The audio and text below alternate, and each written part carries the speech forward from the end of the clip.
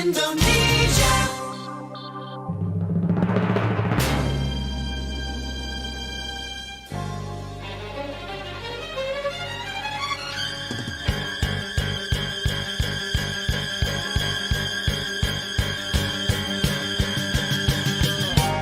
Smart Branding. Smart Branding bersama Silih Agung Wasesa, pemerhati dan praktisi branding.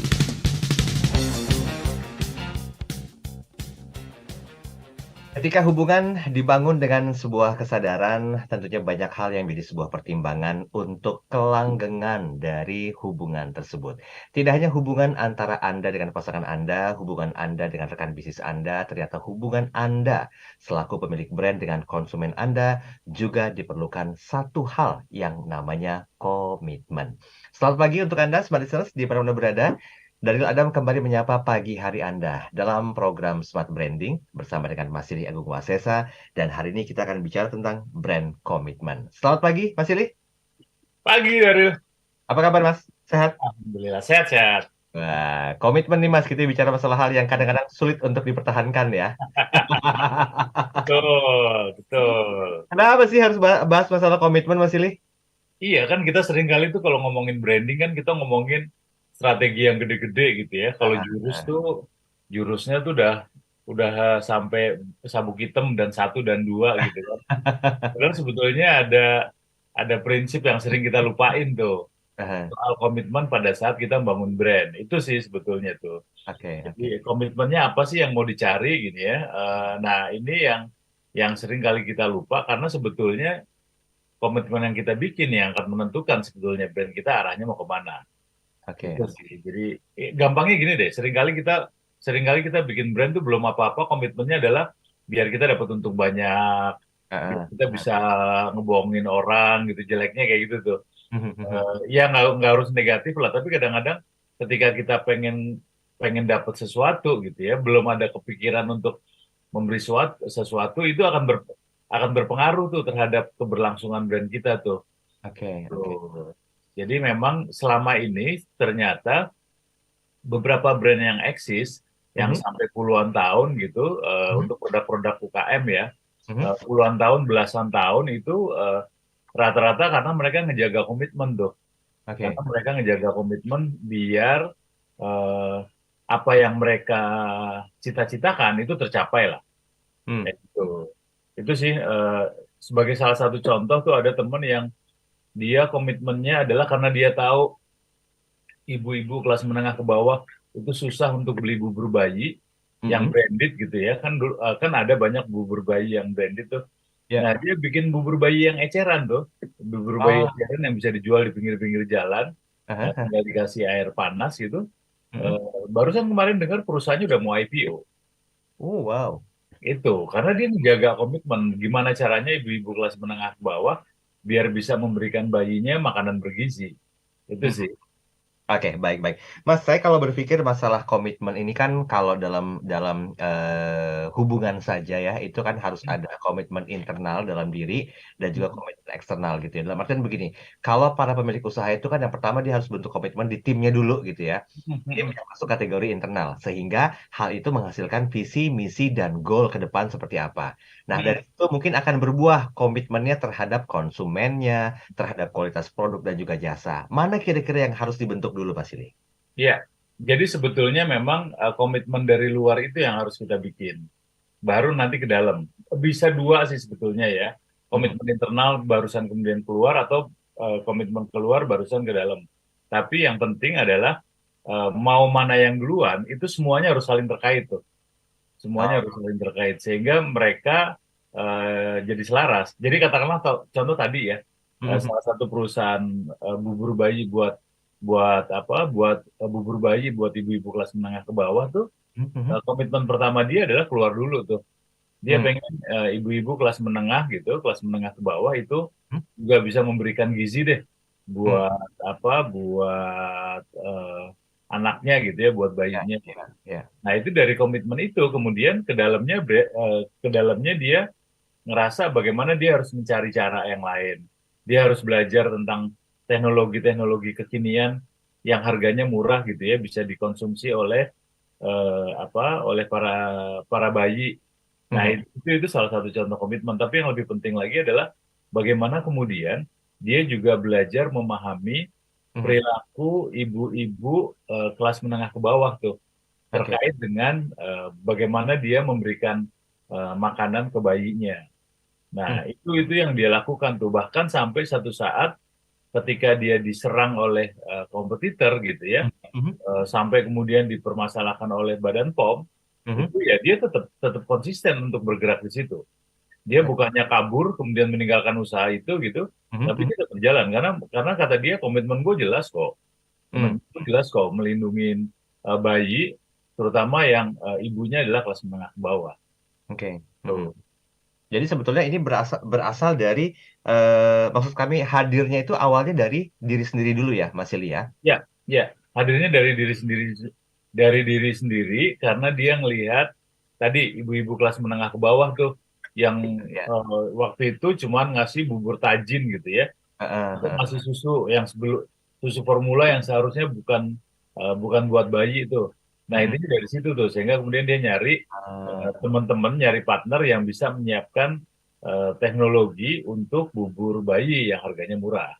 Oke, baik. Ini baru satu contoh ya. Nanti kita akan bahas lebih detail lagi bagaimana sih membentuk komitmen diri. Karena saya mengacu pada 2 segmen tadi.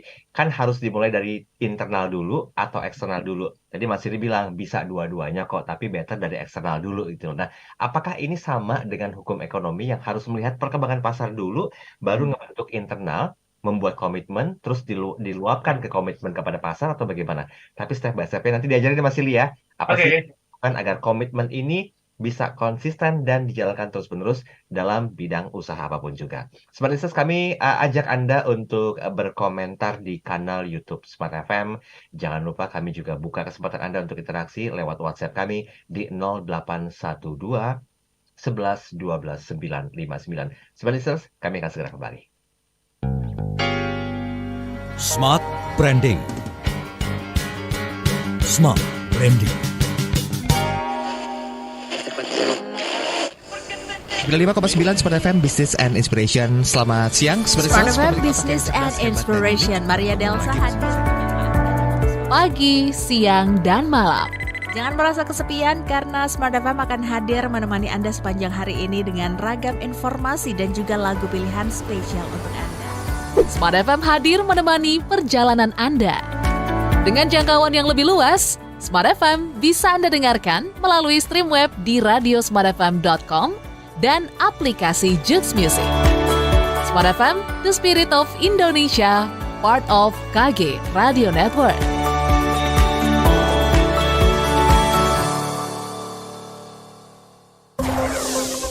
Dunia kini berubah, ragam informasi tersaji dari berbagai platform. Tetapi apakah Anda tahu sejauh mana kebenaran informasi tersebut? Hati-hati dengan informasi yang Anda konsumsi. Informasi yang didengar, dibaca akan tersimpan di pikiran dan mempengaruhi keputusan dan tindakan kita. Smart FM, the spirit of Indonesia, menjadi sahabat terbaik Anda.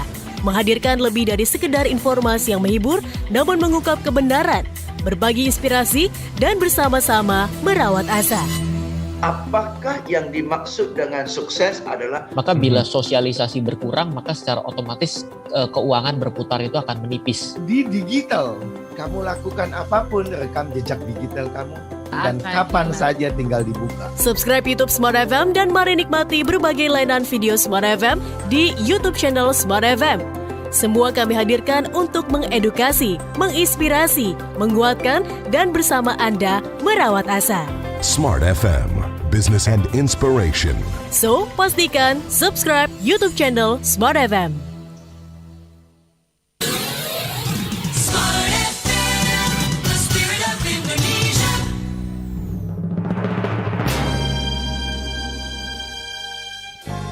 Kembali Anda simak Smart Branding bersama Silih Agung Wasesa, pemerhati dan praktisi branding.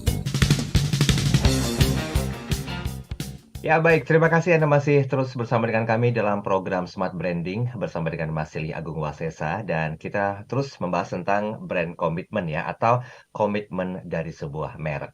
Nah, kalau Anda coba cermati definisi secara utuh dari komitmen ini, komitmen kalau berdasarkan KBBI atau Kamus Besar Bahasa Indonesia, ini adalah sebuah tindakan untuk melakukan sesuatu. Jadi dengan kata lain, komitmen itu adalah sebuah bentuk dedikasi atau kewajiban yang mengikat kepada orang lain, hal tertentu, atau tindakan tertentu. Komitmen bisa dilakukan dengan sukarela ataupun tanpa unsur paksaan. Banyak orang yang melakukan komitmen pada sesuatu hal karena mencintai pekerjaan itu, mencintai profesinya, dan mereka pun melakukannya dengan senang hati. Nah, ini yang didefinisikan komitmen.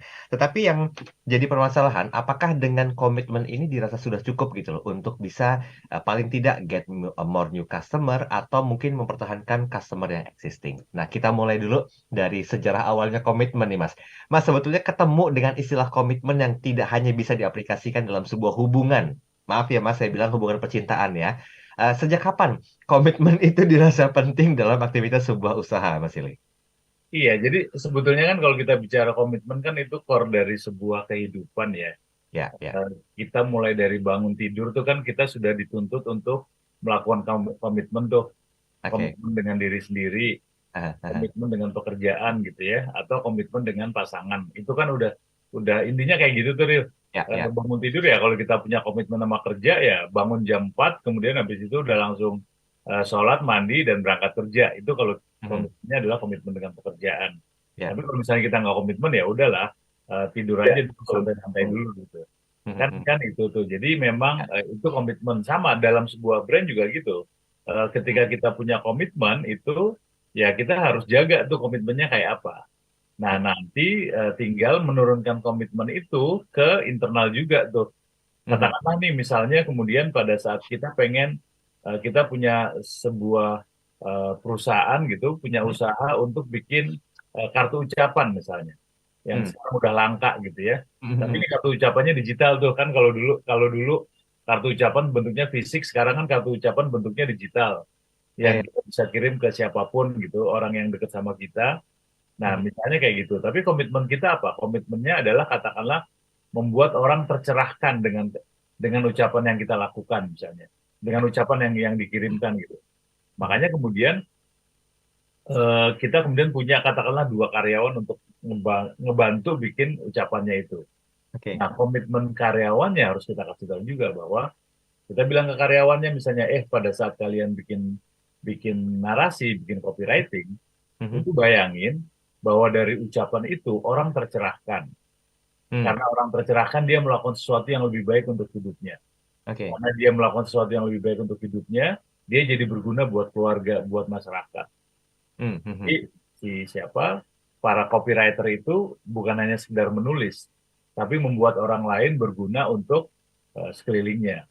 Misalnya kayak gitu. Itu kan wujud dari komitmen tuh. Jadi para pekerja pun secara internal ketika dikasih tahu komitmen perusahaan, dia nggak asal kerja doang tuh. Nggak asal jam 9 datang, jam 5 pulang. Terus habis itu kalau lembur nuntut ada tambahan lembur gitu ya. Nggak kayak gitu juga tuh. Tapi ada komitmen yang lain yang dia bangun. Dan menariknya lagi adalah semakin komit seseorang terhadap pekerjaannya, terhadap pasangannya atau lingkungannya, itu ada satu hormon yang berproduksi yang namanya hormon endorfin. Jadi semacam kepuasan lah gitu ya. Hormon endorfin ini kekuatannya beberapa kali lipat daripada narkoba. Jadi lebih menyenangkan. Oke, wow, lebih menenangkan ya. Makanya jadi memang itulah komitmen itu yang paling penting. Nah, kalau misalnya sekarang brand kita nggak kemana-mana, kita ngerasa kok agak ada yang salah dengan itu, coba cek lagi deh. Komitmen kita berdasar bikin brand masih sama apa enggak? Kita mulai perjalanan dulu Mas Ili ini. Saya berpikir gini loh, kalau untuk membuat sebuah komitmen kan itu kan apakah memang perlu diawali oleh si business owner-nya dulu yang punya komit sama produknya karena dia cinta banget dengan produk itu, kemudian ditawarkan. Kalaupun iya demikian, apa step by step yang harus dilakukan oleh si owner ini sendiri, Mas Ili? Iya, benar ya. Jadi memang pertama sebaiknya komitmen itu hadir dari owner-nya dulu ya. Walaupun pada perjalanannya ada banyak brand yang sukses awalnya sebetulnya eh, ownernya nggak punya komitmen gitu. Aha. Tapi begitu dia kecentok sesuatu, dia ngeliat gila, gue kayaknya hidup gue bersyukur nih, gue harus bikin komitmen gitu. Ya, ya. Nah, kemudian dia melanjut dengan komitmen itu. Itu sih yang pertama ya, bahwa komitmen itu bisa datang juga secara dadakan juga. Tapi yang penting adalah memang kalau kalau ownernya sudah punya komitmen itu akan lebih bagus. Usahanya akan jalan gitu ya, usahanya akan jalan. Karena itu tadi komitmen itu kan membuat menghasilkan kelenjar endorfin tuh di kepalanya gitu. Ya. Karena menghasilkan itu dia menjadi merasa nyaman, Mhm. kemudian produktivitasnya jadi lebih bagus. Produktivitas kerjanya lebih bagus. Dia banyak mencari solusi-solusi berikutnya untuk usahanya tuh. Nah, karena dia lakukan dengan bagus, orang-orang lain juga merasakan sesuatu yang bagus juga. Mhm. Gitu sih, Del, ininya. Baik, baik, baik. Jadi sebetulnya dimulai dari si pemilik usaha itu sendiri ya Mas Ili ya. Baru dikeluarkan dan mungkin bisa dikuatkan dulu secara internal Mas Ili. Baru Ya, nanti bisa dirasakan sama produk atau jasanya. Nah, ya. ini lebih better komitmen dirasakan ke produk kah atau ke jasa kah Mas Ili? Oke. Sebetulnya apakah produk atau jasa sama ya? Karena kan yang Oke. namanya komitmen kan sifatnya intangible tuh, nggak bisa disentuh gitu ya. Ya, ya. Jadi sama tuh. Kayak sekarang nih ada produk-produk yang mulai jatuh gitu, Mhm, mhm, produk-produk asuransi yang unit link itu yang mulai karena komitmennya mulai dipertanyakan tuh, banyak orang yang sudah mulai menuntut dan lain sebagainya gitu. mhm, Apa mhm, yang dia janjikan nggak sesuai dengan janji-janji awal tuh. mhm, Nah, ini contoh nih, kan seharusnya ketika terjadi semacam ketidakpercayaan dari konsumen, itu mhm. dia harus mulai mawas diri nih, komitmen dari awal kayak apa sih gitu. Komitmen Ah, awal kayak apa gitu. Kan ini sekarang lagi, nah kalau misalnya enggak ya pasti akan ditinggalin sama konsumennya. mhm, mhm. Wah, Tuh. menentukan eksistensi sebuah bisnis juga ya ternyata ya Mas Ili ya. Mm-mm, mm-mm, Oke, mm-mm. Mas, kalau produk-produk yang besar, misalnya mungkin sebutlah brand-brand besar ya, walaupun saya nggak berhak untuk menyebutkannya kecuali Mas Ili ya. Ini Hmm, seberapa kuat komitmennya? Apakah memang mentang-mentang produknya sudah well known di pasar, kemudian juga ya. menjadi seorang sebuah market leader, komitmen nggak perlu karena memang menganggap ya udah secara pemasaran mereka udah menang, sehingga Mm. loyalitas pelanggan untuk menggunakan produk itu kan ya udah nyaman dan udah aman gitu. Eh, Gimana dengan statement saya ini, Mas Ili? Iya sih, ya sama sih sebetulnya ya, komitmen komitmen tuh kan berlaku universal tuh. Oke. Banyak produk-produk besar yang sekarang tinggal nama tuh, Real. Banyak Mm-mm. produk-produk besar yang sekarang tinggal nama karena mereka nggak pernah punya komitmen. Mereka nggak pernah punya komitmen. Kita dulu kenal dengan namanya BlackBerry gitu ya. Oh Terus iya. kemudian ada BBM. Wah, setiap orang tuh, wah isinya pokoknya kalau sekarang kita nyebutnya sebagai WhatsApp, dulu nyebutnya BBM lah. Segala macam tuh, gua BBM dan lain sebagainya gitu. Heeh, Tapi ya sekarang nggak kemana-mana gitu. Eh, heeh, itu dari sisi dari sisi telco gitu ya. Terus kemudian ada produk-produk yang dulu banget gitu, yang sekarang tinggal namanya doang, mhm, bahkan produknya nggak ada, tapi namanya masih kita pakai. mhm. Ada odol gitu ya, Oh iya, iya, iya. ada odol, tapi nggak kemana-mana tuh. Mhm, Tapi sampai sekarang ada yang masih kita pakai, komitmennya kuat, mhm. yang kita sebut juga sebagai Silet gitu ya. Oke, Mereknya Gillette. Gillette tuh merek untuk cukur tuh. cukur ya. Nah, itu kan yang membuat orang-orang tua dulu nyebutnya adalah kalau nyebutnya silet gitu loh. Padahal mereknya adalah Gillette. Itu sampai sekarang masih eksis tuh. Ya, Sampai ya. sekarang masih eksis karena memang dia selalu menjaga kualitas, menjaga komitmennya untuk Mhm, bagaimana konsumennya dia bisa bercukur dengan bagus gitu ya, mhm, bercukur mhm. dengan bagus. Jadi banyak produk-produk yang sudah tahunan gitu, bahkan ratusan tahun kayak Coca-Cola gitu, kayak Kentucky Fried Chicken itu masih awet sampai sekarang. Atau produk Indonesia ada Mustika Ratu itu juga masih awet tuh. Mhm. Usianya banyak gitu ya. Jadi ini sih sebetulnya komitmen itu yang harus dijaga. Kalau nggak dijaga ya nanti kasusnya seperti brand-brand yang tadi kita sebutin tuh udah Ya, nggak ada lagi di pasaran. oke. Berarti idealnya komitmen ini bisa dilihat oleh konsumen atau bisa dirasakan oleh konsumen. Bisa dirasakan oleh konsumen. Jadi konsumen itu kan bagaimanapun kan dia hubungan dengan brand kan hubungannya emosional tuh. Mhm, Hubungannya mhm, emosional. Ketika dia ngerasa bahwa brand ini udah nggak komit, ini yang paling berat nih, Ril. Dia mhm. tidak ngasih tahu ke brandnya. Dia udah cuma ninggalin doang gitu ya. Dia Aha. cuma ninggalin doang, udah nggak ada komentar apa-apa gitu. Nah, akan lebih buruk lagi kalau kemudian brand owner atau brand management nggak ngerasain sesuatu yang kayak gitu ya. Katakanlah misalnya kalau bisnis kita adalah bisnis pendidikan, yang kemudian terjadi penurunan jumlah mahasiswa gitu, kita lebih sering untuk nyalain orang lain nih, oh iyalah di luar gitu. Kita nggak tahu bahwa sebetulnya sekarang komitmen kita udah diragukan lagi tuh, sehingga orang nggak ada yang mau masuk ke universitas tersebut gitu. Nah, ini kan harus ada mawas diri juga tuh dari manajemen tuh. Berarti ada momentum di mana komitmen itu perlu direview ya, Mas Ilya? Yes, komitmen Tinggalnya itu bagaimana? direview secara tahunan. Komitmen itu direview secara tahunan gitu. Bahkan untuk beberapa brand, seberapa jauh konsumen merasakan komitmen itu, dia hampir, kalau misalnya UKM, merek-mereknya kecil, dia hampir setiap hari turun ke lokasi dia usaha gitu.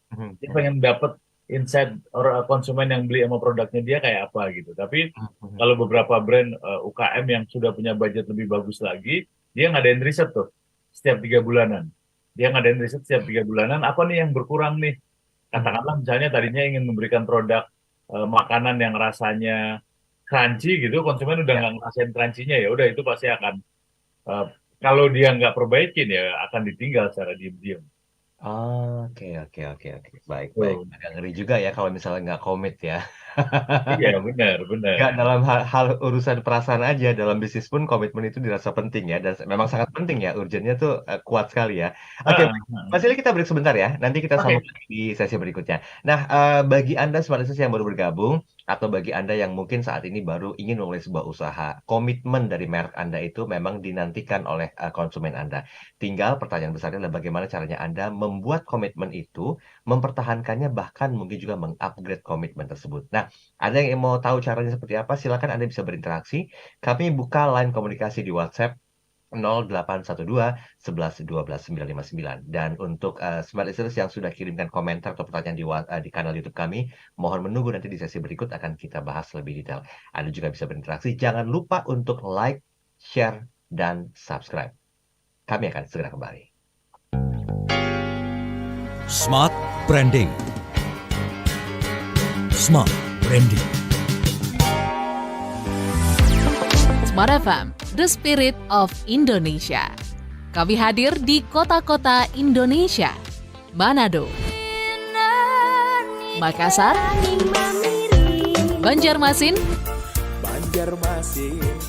Balikpapan, ada di Kalimantan, Palembang, Medan, Pekanbaru, Surabaya, Yogyakarta, dan Jakarta. Bukan sekedar menjadi radio penghibur, tapi menjadi partner Anda untuk maju bersama. Berbagai program kami hadirkan bersama narasumber kompeten di bidangnya. Segera hubungi kami di 021 633 7783 atau kirim email ke smartfm9590@gmail.com. Segera kami hadir di tempat Anda, mengemas segala kebutuhan Anda. Smart FM, Business and Inspiration.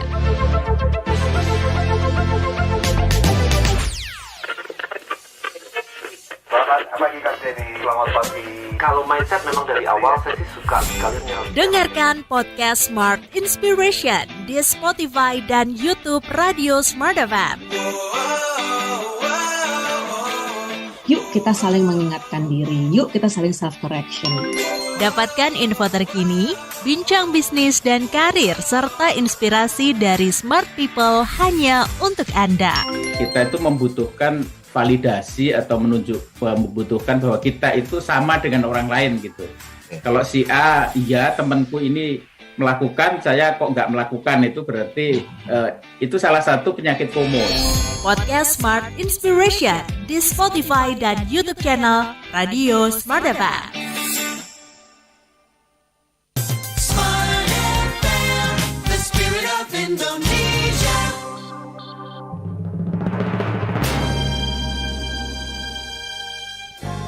Kembali Anda simak Smart Branding bersama Silih Agung Wasesa, pemerhati dan praktisi branding. Brand komitmen masih jadi bahasan kita di program Smart Branding bersama dengan Mas Silih Agung Wasesa, dan memang betul apa yang disampaikan oleh Mas Silih bahwa untuk bisa membuat satu komitmen dalam diri owner itu memang merupakan hal yang sangat mutlak dan harus ada gitu ya. Coba kita berkaca terhadap brand-brand besar yang dulunya eksis dan menguasai pasar, tetapi karena dirasa kurangnya komitmen membuat brand tersebut menjadi brand yang cukup dikenang namanya saja. Bukan berarti hanya sebatas komitmen saja, tapi diyakini banyak faktor-faktor lainnya yang juga menyebabkan brand tersebut kandas. Nah, satu di antaranya adalah mungkin karena perkembangan zaman, tidak akrabnya dengan perkembangan dunia digital dan juga teknologi, atau masalah internal lainnya. Nah, tapi kita akan fokus ke brand komitmen, seberapa kuat sebetulnya komitmen ini berpengaruh terhadap eksistensi dari usaha, baik produk maupun juga jasa. Mas Silih, saya mohon izin ke pertanyaan yang masuk di YouTube dulu ya, Mas Silih ya. Oke. Ini tadi sudah ada Pak Rudi di Medan. Eh, Pak Rudi bilang, Mas terkait dengan mana dia? Oh, Mas terkait dengan brand komitmen, apa strategi bagi company jika ingin mempengaruhi konsumen untuk melakukan brand switching balik ke brand company kita? Tips dan strateginya dong, Mas. Terima kasih. Pak Rudi, terima kasih. Silakan, Mas Silih. Oke, thank you Pak Rudi. Ya, jadi brand switching ini perlu nih, brand switching perlu ya. Dalam konteks gini, kan sebetulnya komitmen awal perusahaan kita untuk mengembangkan brand tuh komitmen awalnya apa sih gitu ya. Itu yang harus digarisbawahi dulu nih Pak Rudi nih. Artinya komitmennya apa gitu. Kalau kita udah tahu dengan komitmen itu, biasanya komitmen kan tertulis juga tuh menjadi visi misi gitu. Nah, kemudian yang kedua adalah kita lihat nih kondisi existingnya, kekiniannya kayak apa nih yang terjadi nih terhadap konsumen. Itu yang penting tuh, kondisi kekiniannya kayak apa gitu. Sehingga dari situ kita nanti tinggal korelasikan antara komitmen yang kita lakukan terhadap kondisi kekinian. Itu salah satu contoh tuh. Jadi jangan sampai komitmen kita bagus tapi ternyata kondisi kekiniannya jelek. Saya kasih contoh dulu, ada seorang pemilik warung gitu ya, pemilik warung di pinggir jalan. Nah, itu komitmennya dia adalah sebetulnya pada saat dia bikin warung, salah satu komitmennya dia pengen ngasih minum orang-orang yang kehausan di pinggir jalan lah. Jadi orang itu boleh mampir ke tokonya untuk minum air putih gitu ya, minum air putih gratis lah gitu. Itu dulu dia lakukan itu gitu. Tapi lama-kelamaan orang mulai berkurang tuh. Orang mulai berkurang, ini contoh ya. Karena dia nggak tahu tuh kenapa ya. Padahal minumnya kasih gratis, air putihnya juga gratis. Karena sekarang ternyata udah tertancap di benak orang gitu, terutama di kotanya, bahwa kalau air minum yang bersih itu ya air minum dalam kemasan tuh. Yang harus di dalam botol, yang di dalam botol plastik tuh. Jadi ketika dikasih air minum biasa itu kesannya adalah air yang nggak hygiene gitu, air yang bikin sakit perut gitu. Sehingga ya mau nggak mau harus dirubah tuh menjadi air minum gratis tapi udah ada di dalam kemasan. Nah, ketika dia membuat air minum dalam kemasan dikasih gratis, nah itu orang baru mau minum. Contohnya gitu Pak Rudi. Jadi komitmennya apa, konteks kekiniannya apa gitu. Itu yang harus dipahamin tuh.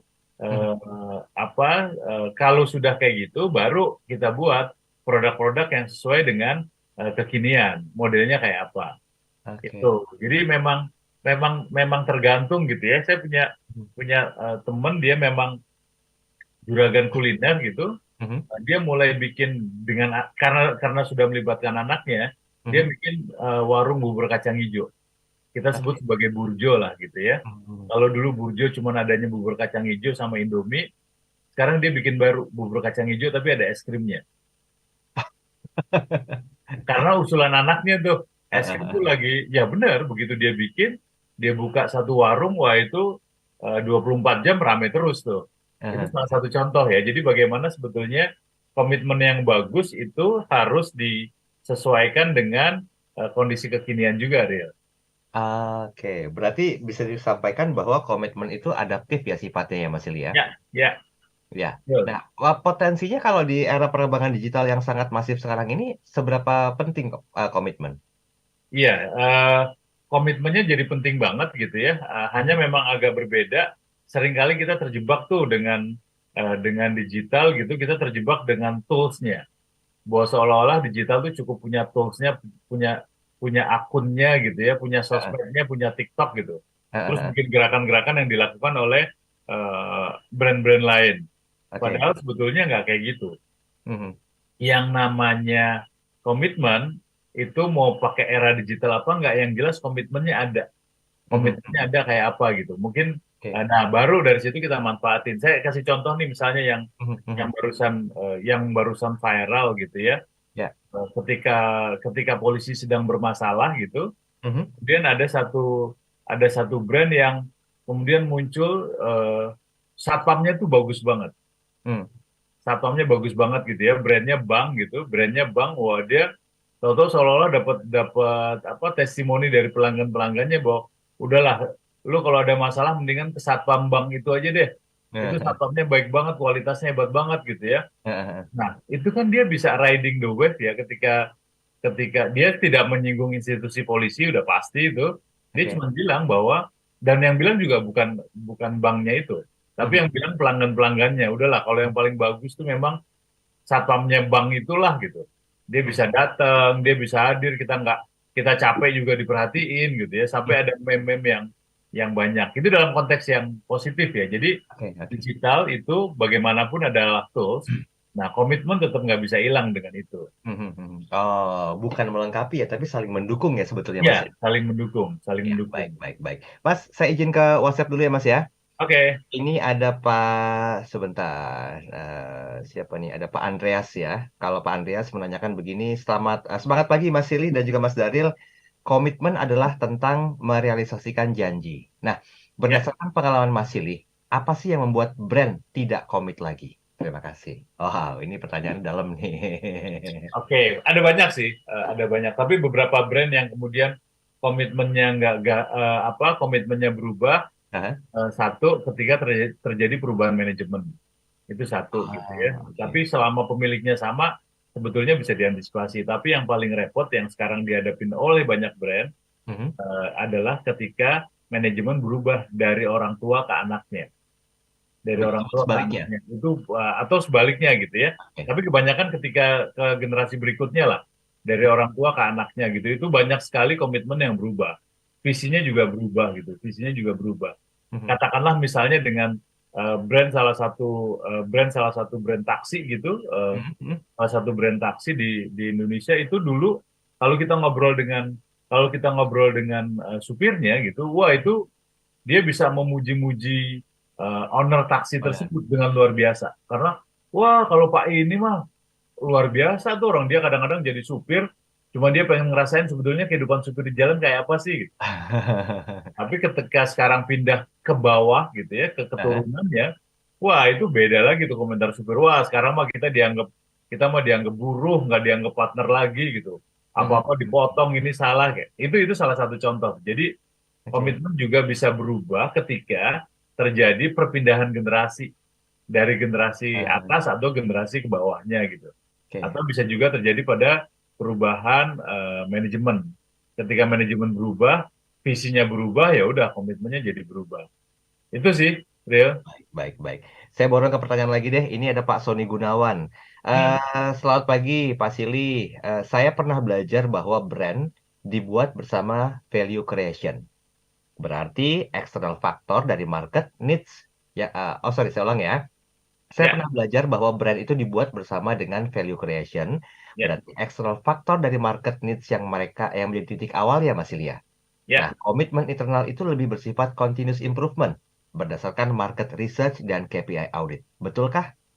Ya, oke. Betul banget tuh. Jadi memang sebetulnya kalau kita bicara value creation itu kan bagaimana kita menciptakan value-value baru untuk pelanggan. Itu yang ada. Nah, yang namanya pelanggan kan pasti berubah kebutuhannya. Nah, komitmennya tetap sama, tapi dengan value creation yang kita cari lewat riset, itu kemudian kita dapatkan value-value creation di situ tuh. Yang pertama riset dulu ya. Kenapa harus ada riset? Karena memang hampir di seluruh dunia, konsumen itu adalah pendiam. Konsumen itu pendiam. Ketika dia nggak puas, ya udah dia pergi, udah nggak usah beli lagi, udah kayak gitu doang. Itu sanksi yang paling berat gitu. Sehingga mau nggak mau kita harus menggali. Kita menggali lewat riset. Apakah riset personal yang kita duduk nongkrong di warung kita kalau kita memang punya warung gitu ya, atau kemudian keliling ke counter-counter yang kita punya. Itu dulu sering dilakukan oleh pemilik beberapa brand-brand gede gitu ya. Dulu Aqua sebelum dimiliki oleh Danone, pemiliknya juga sering kayak gitu tuh. Pergi dari satu warung ke warung lain cuma pengen ngelihat sebetulnya ini penggemar Aqua tuh arahnya kayak apa gitu. Itu yang pertama. Yang kedua adalah kemudian ketika risetnya udah jadi, kita tahu susunan kebutuhan konsumen, nah kita turunkan tuh menjadi value creation. Value creation itu bagaimana kemudian kita menciptakan value-value baru yang sesuai dengan kebutuhan sekarang. Nah ini yang harus muncul nih, karena kalau enggak, nanti kemudian kita akan repot. Kita akan repot dengan perubahan konsumen. Bukan repot kemudian konsumennya cuma sekedar pergi gitu ya, tapi itu yang diambil oleh kompetitor tuh. Itu yang diambil oleh kompetitor. Apalagi sekarang eranya disruption tuh. Eranya disruption ketika bisnisnya dirubah luar biasa, wah itu muncul di situ tuh. Mungkin dulu sekitar 10 tahun yang lalu, 12 tahun yang lalu, sekolah-sekolah bisnis itu bertebaran tuh ya. Ada banyak tuh sekolah-sekolah MM yang para eksekutif belajar ke sana gitu. Tapi sekarang yang namanya bisnis, semua orang ngajarin bisnis. Semua orang ngajarin bisnis. Kita dari dengerin radio aja, insight bisnisnya udah banyak. Kemudian ada kelas-kelas khusus, ada komunitas-komunitas bisnis. Artinya ya memang harus disesuaikan lagi nih, kondisinya harus kayak apa. Itu. Baik. Satu lagi pertanyaan, tapi tanggung waktunya. Nanti kita bahas lebih detail di sesi berikutnya ya. Untuk Pak Suilam di Bogor, mohon bersabar sejenak. Satu sesi lagi kita akan coba lengkapi pertanyaan Anda dengan penjelasan dari Mas Silih Agung Wasesa. Bagi Anda yang baru bergabung, kami masih mengundang Anda di 0812 11 12 959 dan kami live audio visual di kanal YouTube Smart FM. Jadi Anda juga bisa berinteraksi di kanal YouTube Smart FM. Jangan lupa like, share, dan subscribe. Kami akan segera kembali. Smart Branding. Smart Branding. Hai Smart Listeners, masih ingat dengan pepatah lama yang mengatakan banyak jalan menuju Roma? Hal yang sama juga berlaku untuk menikmati Smart FM. Anda bisa mendengarkan lewat live streaming di radiosmartfm.com. Halo, selamat malam Smart Listener di seluruh pelosok Nusantara. Kami doakan Anda dalam keadaan sehat walafiat, tidak kurang suatu apapun juga. YouTube channel Radio Smart FM. Kita analisa dulu target market kita, ya, karena ujung-ujung kan bisnis adalah jualan kan ya, Willy ya, target market kita. Facebook Smart FM dan Jux Music. Smart FM, your truly business partner, business and inspiration, part of Kompas Gramedia Radio Network. Mana yang Anda pilih? Yang biasa saja atau yang berkualitas? Jawabannya pasti yang berkualitas. Yang berkualitas bukan hanya sekedar yang terkenal atau populer, bukan pula yang terkuat atau tercepat, dan bukan pula karena semata usia. Berkualitas juga bicara soal isi yang menginspirasi. Smart FM hadir dengan berbagai program yang menginspirasi. Smart FM bukan hanya didengarkan di Indonesia, tapi di berbagai negara di dunia. Smart FM bukan hanya disimak di udara, tetapi juga disapa di media sosial. Pastikan Anda memilih Smart FM, media berkualitas, karena isinya menginspirasi. Menjadi sahabat di tengah persaingan yang menggila. Kami siap melayani Anda agar produk dan jasa Anda menjadi pilihan yang utama. Segera hubungi kami di 021 633 7783. Smart FM, Business and Inspiration.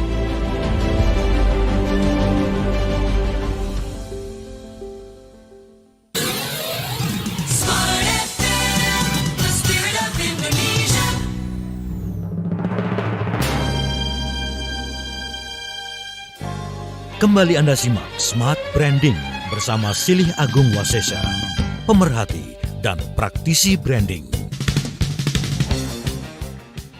Ya, terima kasih Anda masih terus bersama dengan kami di program Smart Branding bersama dengan Mas Silih Agung Wasesa. Saya Daniel Adam temani Anda di sesi terakhir ini.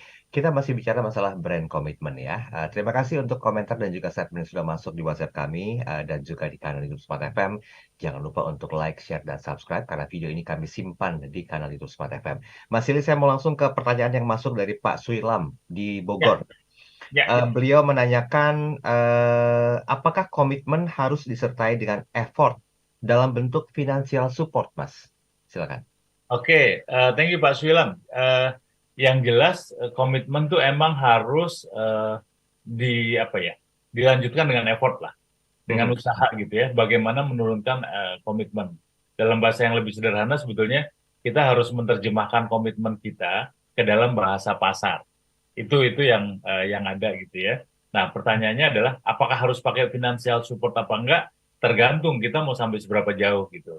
Tapi yang jelas ada budget yang harus dilakukan gitu ya. Sekecil apapun kan pasti ada. Tapi sampai seberapa jauh financial support memang tergantung kita mau menurunkan komitmennya sampai seberapa jauh. Itu penting. Saya kasih contoh ekstrim ya Pak Suilam ya.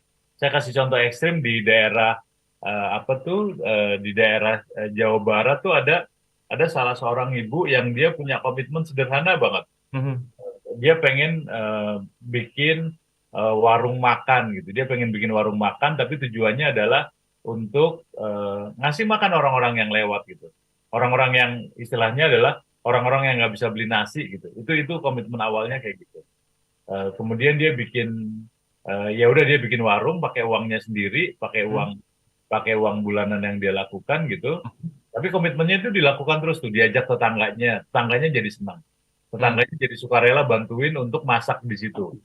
Untuk bikin sayur dan lain sebagainya gitu. Terus kemudian dia lanjutkan lagi, sekarang dia sebulan itu dapat beras secara cuma-cuma dari beberapa orang, minimal 1 ton beras untuk warungnya itu sendiri. Artinya apa? Ketika dia melakukan komitmen itu, dia turunkan komitmen itu untuk membantu orang-orang, ya sekarang dia udah nggak butuh dana lagi dari luar.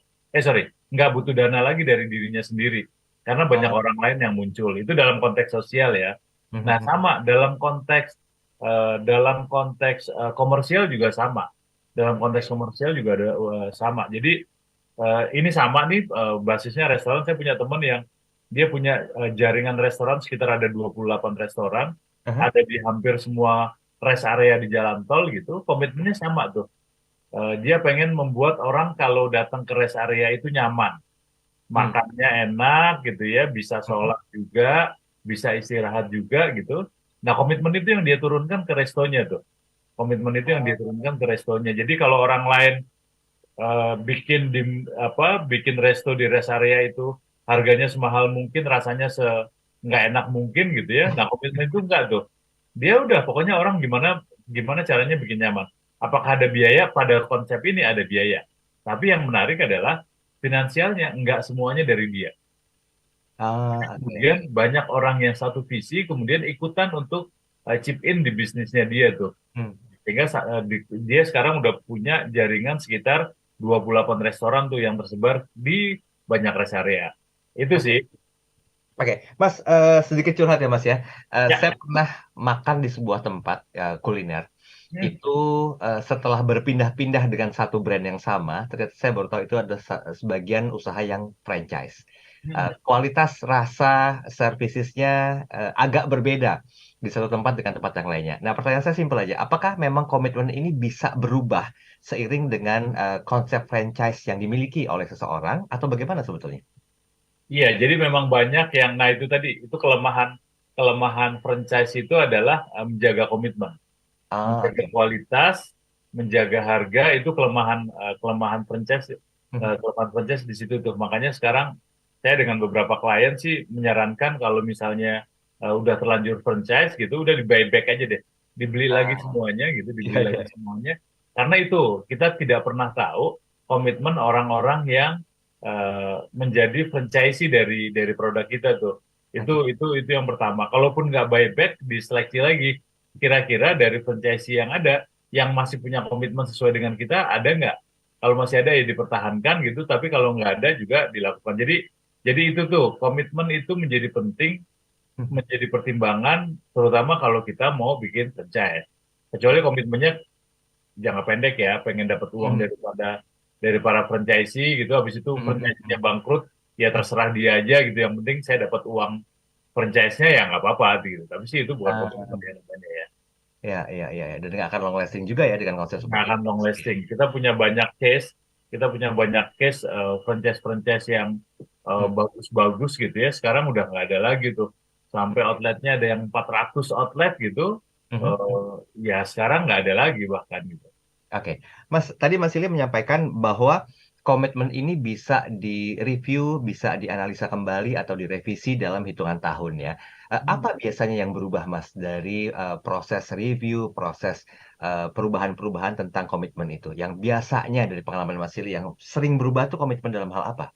Iya, komitmen yang paling penting sebetulnya ketika kita menyadari komitmen itu adalah seberapa banyak istilahnya ini kadar dompetnya konsumen lah.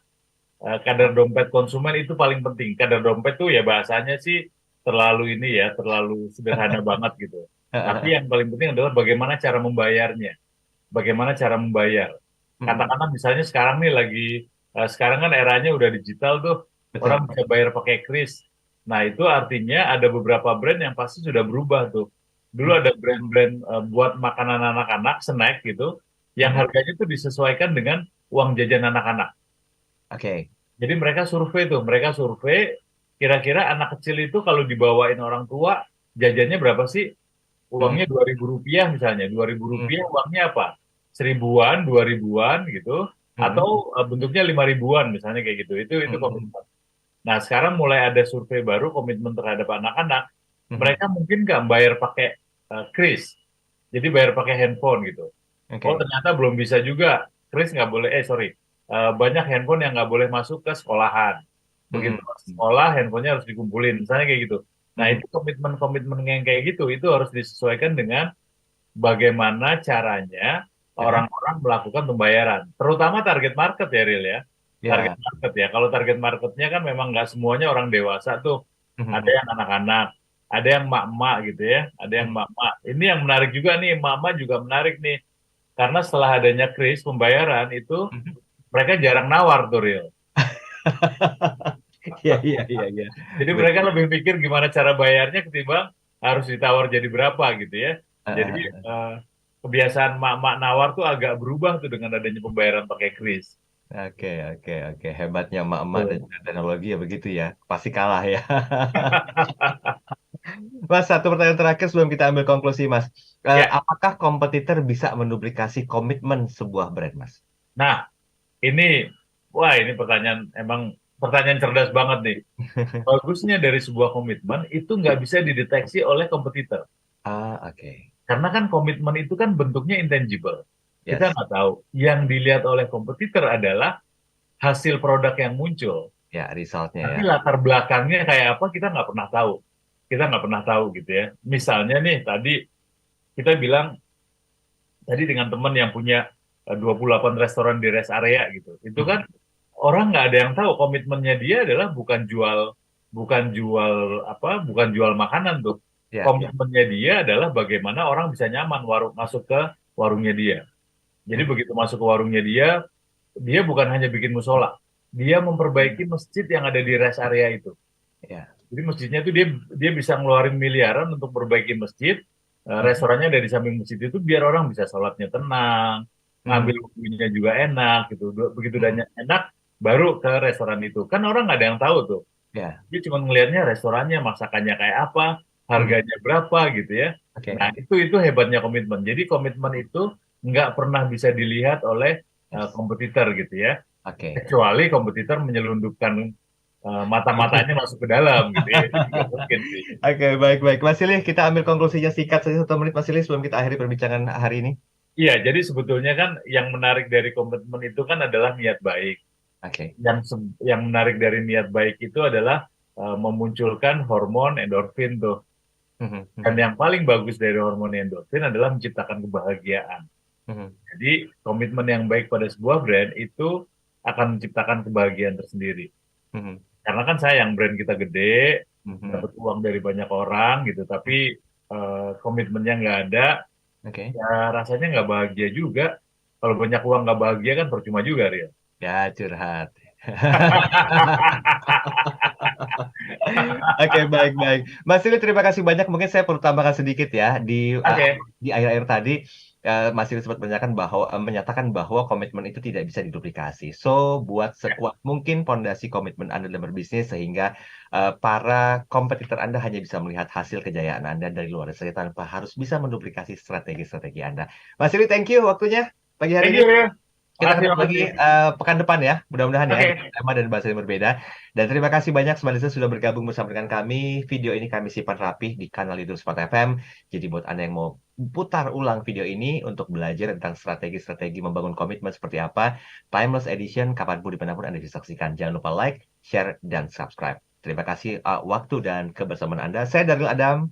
Dan saya Silly Agung Wasesa. Be smart with your brand. Telah Anda ikuti Smart Branding bersama Silih Agung Wasesa, pemerhati dan praktisi branding.